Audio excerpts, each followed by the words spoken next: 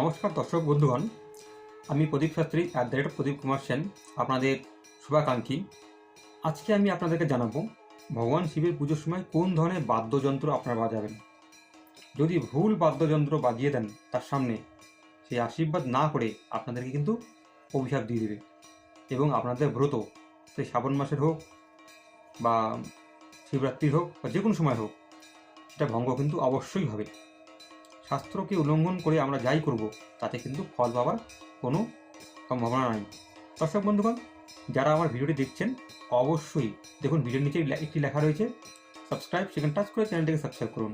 পাশে দেখবেন একটি বেলের চিহ্ন রয়েছে, সেখানে টাচ করার পর একটি পেজ খুলে যাবে। সেই পেজের অল অপশনটিকে সিলেক্ট করে রাখুন পুনরায় এই ধরনের ভিডিও পাওয়ার জন্য। তো দর্শক বন্ধুগণ, খোল, করতাল, ঢাক, ঘণ্টা, কাঁস, শঙ্খ প্রভৃতি বাদ্যযন্ত্র রয়েছে যা পুজোর ক্ষেত্রে ব্যবহার করা হয়। আর আগেকার দিনে আরও প্রাচীন যুগে আরও অন্য কিছু বাদ্যযন্ত্র ছিল যেগুলো বর্তমান সময়ে রেয়ার, শুধু বইতে পাওয়া যায় নাম, দেখা খুব কমই যায়। এই সকল বাদ্যযন্ত্র মধ্যে আবার বিভাজন রয়েছে। কোনো দেবতার খোল করতাল পছন্দ, তো কোনো দেবতার খোল করতাল পছন্দ না। কোনো দেবতার সিঙ্গি পছন্দ, কোনো দেবতার ঘণ্টা পছন্দ, কোনো দেবতার শঙ্খ পছন্দ। এরকম ভাগ রয়েছে।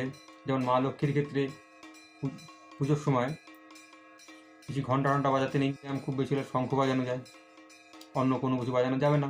যাই হোক, আজকে আমি মা লক্ষ্মীর পুজোর ব্যাপারে বলছি না, একটা জাস্ট উদাহরণ দিলাম।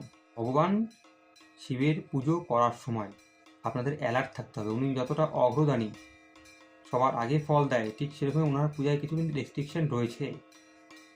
অন্য পূজার ক্ষেত্রে সেই রেস্ট্রিকশন নেই।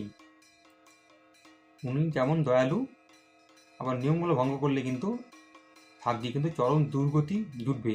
খালি করলেই পাওয়া যাবে তা না, কিন্তু জানতে হবে কার ক্ষেত্রে কোনটা করা যায়, কার ক্ষেত্রে কোনটা করা যায় না, কার ভক্তের কি অধিকার আছে, কার ভক্তের কোন অধিকার নাই। কেউ যদি ভগবান নারায়ণের ভক্ত যদি হয়, ভগবান শ্রীকৃষ্ণের ভক্ত যদি হয়, বা ভগবান রামের ভক্ত যদি হয়, সে খোল করতাল কিন্তু সে বাজাতেই পারে তার সামনে। তার এটা অতি প্রিয় বাদ্যযন্ত্র, সে তো তুষ্ট হবেই, সে আশীর্বাদ করবেই।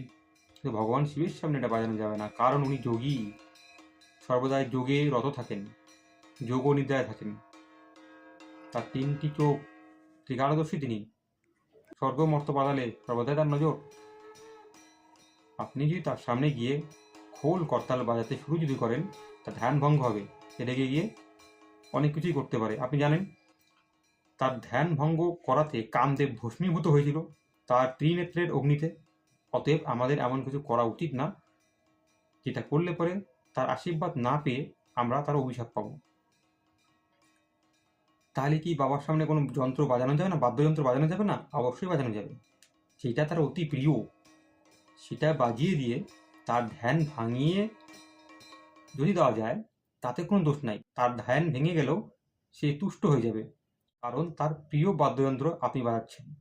তার প্রিয় বাদ্যযন্ত্র বাজাতে বাজাতে তার ধ্যান ভাঙাতে পারলে, তাকে জাগাতে পারলে, সে কিন্তু খুশি খুশি জেগে আপনাকে কিন্তু আশীর্বাদ করে দেবে। দেখবেন কোনো জায়গায় ভগবান শিবের বিগ্রহ বা ফটো আপনি যদি পেয়ে যান, তার কোমরে দেখবেন কালো রঙের পাইপের মতন একটি অর্ধচন্দ্রাকার একটি জিনিস রয়েছে, ওটাকে বলে সিঙ্গি। ওটা ভগবান শিবের পুজোর সময় বাজাতে হয়। সিঙ্গি মহিষের শিং দিয়ে বানানো হয়।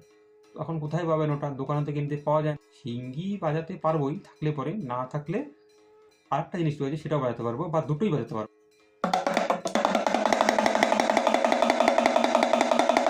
এই ডমরু যদি বাবার সামনে বাজানো যায়, এতে বাবার ধ্যান অবশ্যই ভঙ্গ হবে, কিন্তু সে কিন্তু তুষ্ট হবে। সে খুশিতে খুশিতে ধ্যান ভঙ্গ করবে, নিজের থেকে ভঙ্গ করে আপনাকে আশীর্বাদ করবে।